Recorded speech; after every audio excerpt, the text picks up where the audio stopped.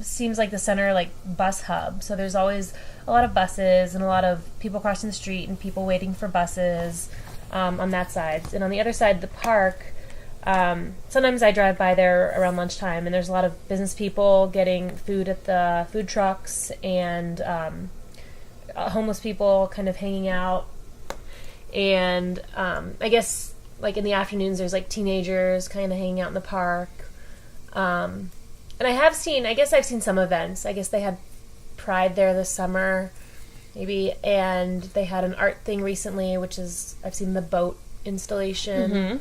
And it seems like they do have, like, I've seen kind of like a market type thing with, like, maybe a farmer's market with vegetables and things down there sometimes. It doesn't seem like a place I would want to go hang out if there wasn't a specific activity I was going down there to do. If I'm going to go read or something, I'm either going to stay at home or go to a coffee shop. I guess Kennedy Plaza seems, like, the whole area seems really kind of loud and congested, and there's all the buses, so it doesn't seem like a real, like, pleasant place to, like, go read or sit. And I guess it just seems like there's, like, a lot of people moving around, like, getting buses or taking a break from work, or and I never really see people, like, sitting and reading or milling around. It seems like people are either homeless teenagers or, like, business people on a break.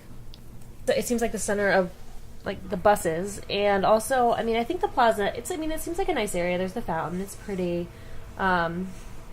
It seems like a place people could go, like, on a break, like, lunch break and things like that. And I know there was an event there. Like, they do events, like I said, Pride, and there was an art event recently. So I do think it's an important part of the city. I mean, I guess I would be more likely to go down there if it were greener, like, more trees, more grass, and quieter, and maybe, like, less buses with the exhaust and the noise and the people.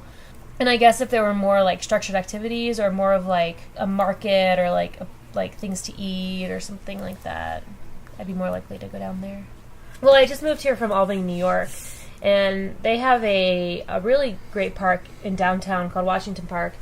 And I actually used to go down there a lot when I lived there, mostly to read. And it's a big park. There's a lot of grass. They have a tulip festival in the spring where they plant 100,000 tulips, and it's just, like, a really big park. There's a lake in it where they do theater in the summer. It's kind of just a really nice place in the middle of, like, this huge, not huge, but bigger city. And also I've been to places in, like, DC, like Meridian Hill Park, which is kind of, it's in just like Central Park. It's like a nice, like, green area, which is kind of a break from the city. And I don't feel like Kennedy Plaza really has achieved that, if that's what they're going for with Kennedy Plaza. Because it kind of just seems like more hustle and bustle, and it's not green, really, and like other parks.